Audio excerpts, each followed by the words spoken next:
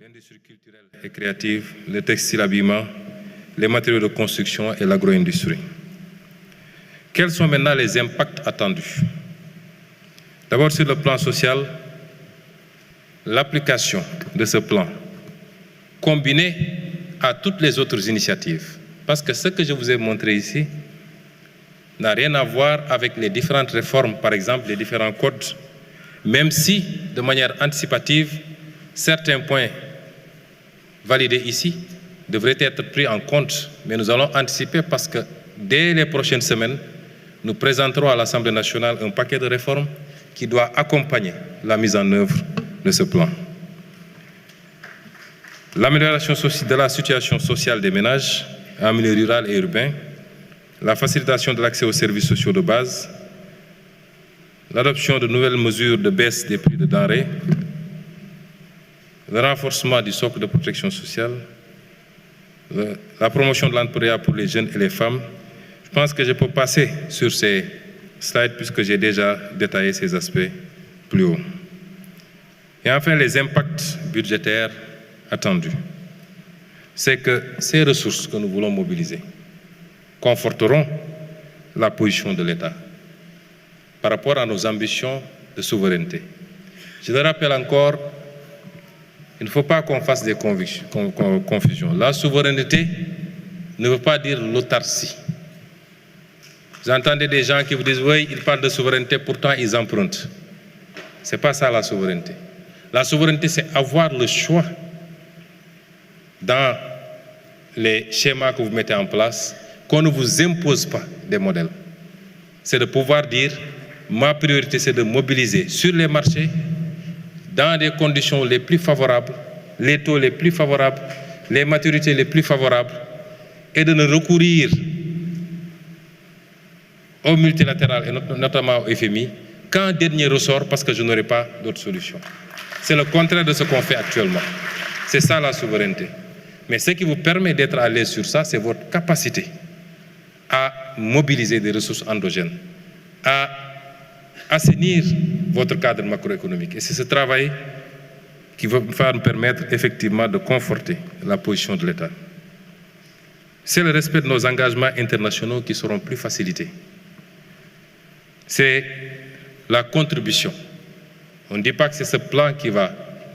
le faire à lui seul, mais il contribuera substantiellement à l'objectif d'atteinte de ramener le déficit à 3% en 2027. Mesdames et messieurs, nous voici arrivés au terme de notre exposé. Ce que je voudrais dire aux Sénégalais, c'est que nous parlons souvent de souveraineté. Moom sa bopp, mais moom sa bopp am na lu ko jiite. Li ko jiitu mooy mënal sa bopp.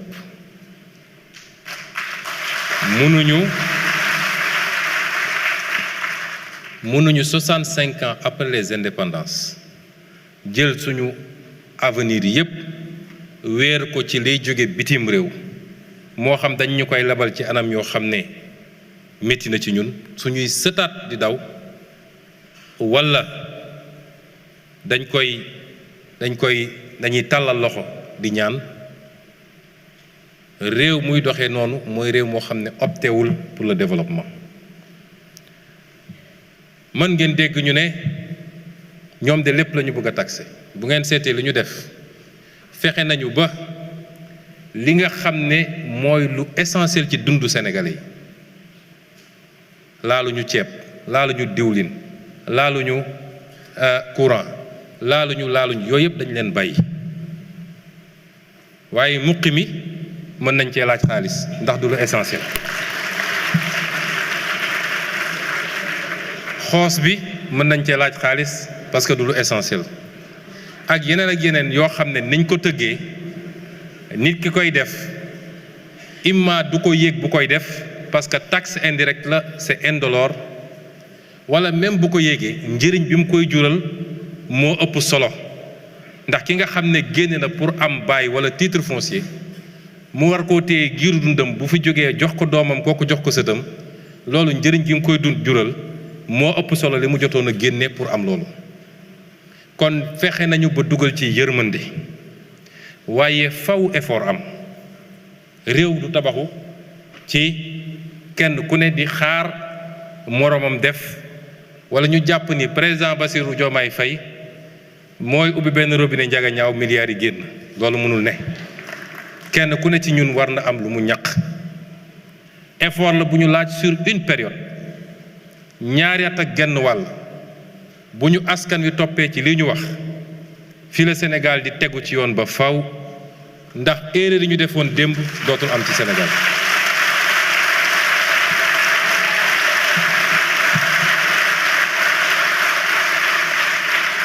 ma xam nag njàmbarte réewu Sénégal ak askanu Sénégal njàmbarte boobu ñu wane woon démb pour ne dañuy sauver suñu démocratie ak suñu liberté mu jaraloon nit ñi bakkan ñàkk liggéey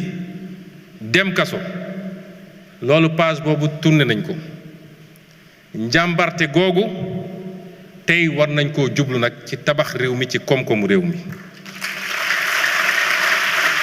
loolu la ñu laaj Sénégalais yi waaye nag effort bi ñu leen di laaj donte def nañ ci yërmande bu bari ñun ñëpp d'accord nañu dafa war am lu mu ànd ak ndax li ma leen njëkk a présenté ci situation réew mi mooy li ñu làq askan wi te lenn ci loolu ñu dugal ko fu mu warutoon a dugg du 1 milliard du juróomi milliard est-ce que am na fii kenn ci salle bi koo xam ne bëgg na loolu ñu mel ni musul am daat koy suul mu jeex est-ce que am na kenn ci askan wi en tout cas gëm naa ni boo jëlee téeméer ci askan wi juróom-ñeent fukk yi la ñu bëgg mooy non seulement ñu leeral ko mais ku ci laale la yow kon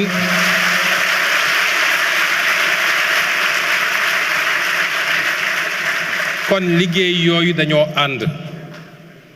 ndax su ñu ne woon rek sénégalais yi lii mun nañ ko def ñun ñëpp nañu ànd def effort te liñ ci jiital mooy effort yi état bi di def balaa ñu naan citoyen bi dundu état gi la ñu njëkk ne nañ ko xool effort yooyu mënoo ko laaj sénégalais yi ba pare ne leen dafa am yorin bu baaxul bu ñu yóbbu ba fii te doo layoog ñi def loolu kon sénégalais yi duñ la topp kon jot na suñu kattan suñu xam-xam suñuy waxtaan suñuy yitte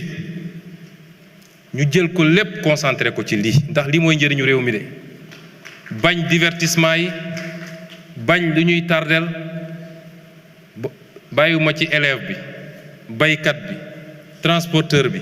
étudiant bi cadre bi kilifa diine bi bépp couche sociale bi nañu xam ni lii moo war a doon suñu yitte ci ñetti at yi ñu jëm buñ ko defee Sénégal texe ba faw ñu ngi leen di gërëm di leen sant.